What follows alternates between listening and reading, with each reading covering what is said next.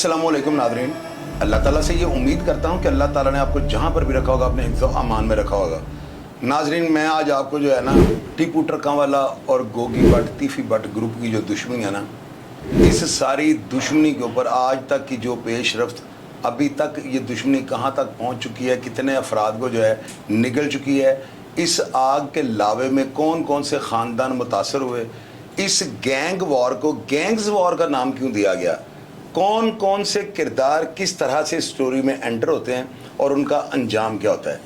मैं आज इस दुश्मनी की तारीख़ लिखने जा रहा हूँ और तारीख़ लिखते वक्त कलमकार से रोज़े महशर वाला दिन ये सवाल ज़रूर होगा कि तुमने ये जब तारीख़ लिखी या लोगों को जो है ना बात बताई या लोगों को किस्से कहानियाँ सुनाए तो इसमें तुमने बददियानती की थी, तुमने नौजवानों को गुमराह किया था, तुमने हकायक को छुपाया था और आज खुद से प्लांटेड स्टोरी करके जो है ना आपने जो है इंतशार फैलाने की नाकाम कोशिश की थी। आप यकीन करें मैं बड़ी मुनसफाना ऐसी बातें आपके साथ करूंगा। हालांकि मसहब को मैं अपने बेटों की तरह समझता हूँ, फतेह की मैं बहुत ज़्यादा रिस्पेक्ट करता हूँ, इस ख़ानदान के साथ मेरी बहुत ज़्यादा हमदर्दियाँ हैं। मैंने तीफी भट्ट साहब के ख़िलाफ़ बड़े प्रोग्राम किए, मैंने कोई कसर नहीं छोड़ी। मैंने आप लोगों की मोहब्बत के साथ, आप लोगों की प्यार और उसकी खुश असलूबी जो आप कमेंट बॉक्स में लिखते थे, मैंने उसको मद्देनज़र रखते हुए आप लोगों का दिल नहीं तोड़ा। मुझे ये पता था अगर उस वक्त मैं कोई हक़ाइक़ से बरक़ को बात करूंगा ना तो आप लोग डंडे और थोड़े लेकर मेरे पीछे पड़ जाएंगे। मैं स्टोरी शुरू करने से पहले आपको ये बताना चाहता हूँ, अगर किसी एक शख्स ने इस स्टोरी के नीचे ये लिखा कि आपने ये बात गलत की है, मैं उसको ब्लॉक कर दूंगा। मैं मुनसफाना तरीके से ये स्टोरी करने लगा हूँ। आप लोगों को पसंद ना आए तो बिल्कुल गेट आउट हो जाएगा यार इस अकाउंट से। मैं आपकी मिन्नतें करता हूँ, मुझे देखें, मेरी बात के ऊपर डेड लॉक है। पहले तो मैं आपको कहता था कि कमेंट बॉक्स में बैड कमेंट ना, वो शुक्र है आप लोग समझ गए, आपको पता लग गया, जेन्युइन ब्लॉक होना शुरू हो गए लोग। अब अगर किसी ने इस स्टोरी के ऊपर ऑब्जेक्ट किया यानी ऑब्जेक्शन लगाया किसी बात पर भी तो मैं उसको ब्लॉक कर दूंगा। मुझे बड़ा गुस्सा चढ़ेगा कि यार आप लोगों को तारीख बता रहा हूँ और आप लोग तमस्खर उड़ा रहे हैं। मैं अमन की आशा का जो अलम बरदार हूँ और मैं इस पर डट गया हूँ और आज जो बातें आपको बताने लगा इससे बड़ी चीज़ें आप लोगों को क्लियर हो जाएंगी। तो चलते हैं स्टोरी की जानिब। नाज़रीन, होता यूँ है, बिल्ला ट्रकांवाला जो है ना एक कारोबारी आदमी था। बिल्ला ट्रकांवाला जो है ना सिर्फ यूँ कह लें कि एक डेरेदार था और चूँकि अड्डा शालमी चौक के अंदर था तो इर्द गिर्द के जो थानों की पुलिस थी ना उनके पास बैठने की जगह भी वो बिल्ले का डेरा था। बिल्ला पहलवान के पास पुलिस अफसरान आते थे, SHO आगे हुक्के वहाँ पे जलाते थे, पीते थे, वहाँ पर पार्टियाँ होती थी, खाने चलते थे और इस तरह का सारा निज़ाम जो है ना बिल्ले की ज़िंदगी में चल रहा था। टीपू जो है उस वक्त अभी जवान हो रहा था। बिल्ले पहलवान का जो है ना, बल्कि इसके बारे में लोग ये कहते थे कि लाहौर का एक थम है बिल्ला ट्रकांवाला, क्योंकि मियाँ नवाज शरीफ और नून लीग के साथ बहुत गहरे ताल्लुकात थे और बहुत बड़ी शख्सियत थी। जिस तरह लियास चौंट चक वाला हाजी मुनव्वर मंज शेखुपुरे में शायद ये उनसे भी बड़ा बिजनेसमैन और एक बहुत बड़ा नाम बन चुका हुआ था। अब जो बिल्ला ट्रकांवाला है, मैंने इस स्टोरी में बताया है, मैं चीज़ें थोड़ी हट के आपको बताऊंगा। बिल्ला ट्रकांवाला के अड्डे पे ये काम करने आ गया। हनीफा उसकी स्टोरी खोल लीजिएगा, हर चीज़ आपको जो मैंने पहले भी कही है बिल्कुल जेन्युइन है, लेकिन कई ऐसी बातें मैंने नहीं की थी जो मैं आज करने जा रहा हूँ, क्योंकि आज मसला मैं तारीख़ लिख रहा हूँ और इसमें कोई चीज़ पोशीदा नहीं रखूँगा। अब नाज़रीन आप ये देखें, वो जो हनीफा था ना वो बिल्ला ट्रकांवाला के पास काम पे आ जाता है, गनमैन बन जाता है। बिल्ला इसको कहता है कि भाई तुम बाहर से किराए वगैरह इकट्ठे कर लिया करो या कोई काम जो लेन देन के थे वो तुम फलां बंदे के पास जाना, उससे पेमेंट ले आना। हनीफा जो है बिल्ला ट्रकांवाला को जो है ना ब्लैक मेल करना शुरू कर देता है। अब इस ब्लैक मेलिंग के पीछे क्या बात है ये मैं आपको नहीं बताऊंगा।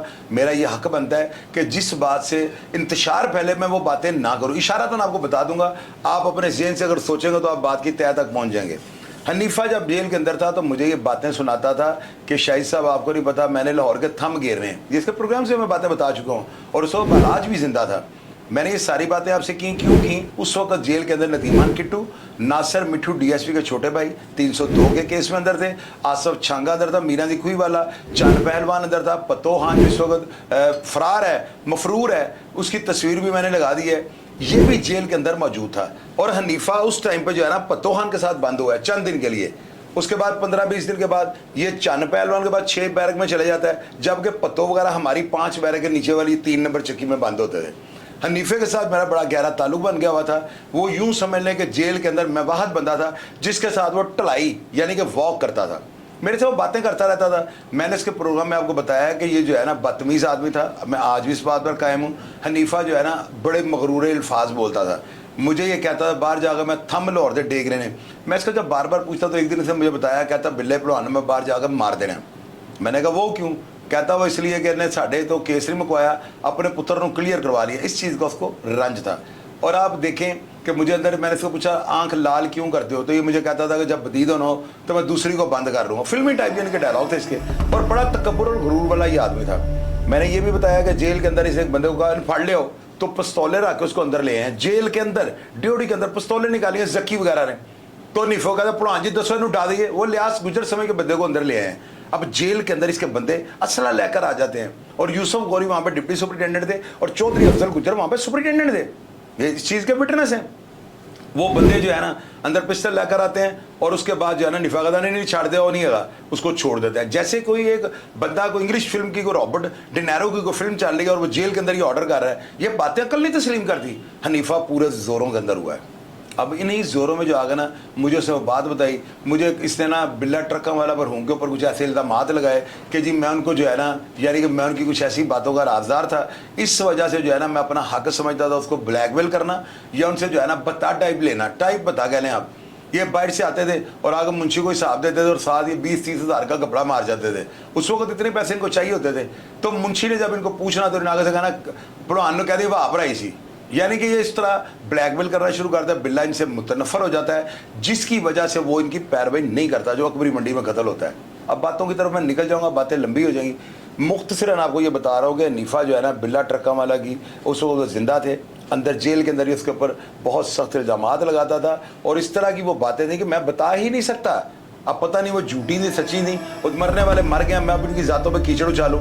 अब उस बात से जो है ना मैं थोड़ा कॉन्शियस होता था कि यार हनीफा ऐसी बातें क्यों करता है। खैर वो बाहर आता है, बिल्ला ट्रका वाला पर हमला होता है, और आज तक की मेरी इन्वेस्टिगेशन यही कहती है कि बिल्कुल ये ग्वाल मंडी से आए थे।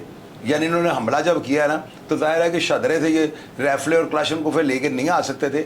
इन्होंने ग्वाल मंडी जो है ना किसी घर से असला उठाया। कुछ लोग ये कहते हैं कि गोगी भट्ट का घर था, कुछ कहते हैं कि तीफी भट्ट ने किसी जगह पर इनको बिठाया हुआ था। वहाँ से निकल के सुबह फजर के टाइम जो है ना ये हमला कर देते हैं। अब इस हमले में जो है ना ज़रूरी नहीं होता हमेशा इतने इतने बड़े वाक़यात हुए हैं। इतने वाक़यात के अंदर जो है ना आप अगर उनको तारीख़ को पढ़े ना, तो ईद मिलादुन नबी वाला जो वाक़यात, आपका क्या मतलब है खालिद चिट्टा और उसके साथ जो भी था, नाजी था या कोई भी था, आपका क्या मतलब है वो शदरे से या शेखुपुरे से असला लेके हैं? असला उनको हमेशा जो सहूलतकार जो है ना वो जो है उनको प्रोवाइड करते हैं, और नज़दीकी जगह से वो निकल कर आते हैं।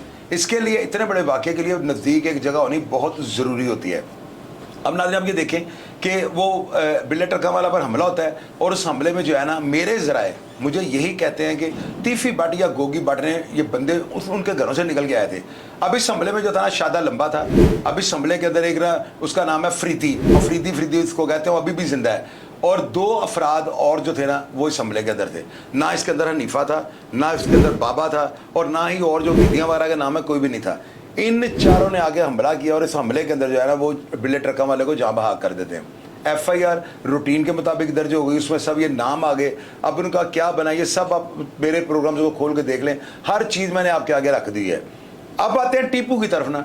टीपू के टाइम पे आगे जो है ना नवीज़ से बड़े ज़ोरों में था। चौधरी शफकात साहब जो है वो टीपू को अपना भतीजा कहते थे, और मैंने आपको बताया शफकात साहब तो खैर इस तरह के थे ही नहीं। ये बात तो गलत होगी अगर मैं कह दूं, हाँ वो दबंग अफसर थे, इसमें कोई डाउट नहीं है। ये सुल्तान गाड़ा, चौधरी सदीक, अहमद चंदड़ वगैरह, अहमद चंदड़ भी पीसफुल आदमी है, वो भी इस तरह के नहीं। लेकिन बाकी जो अफसरान थे ना, इन्होंने अपनी दुकानदारी चलाने के लिए, अपने कारोबार को बढ़ाने के लिए, और ये दुश्मनी को बढ़ाने के लिए जो इनका मेन मकसद था, दोनों घरों में आग लगा दी।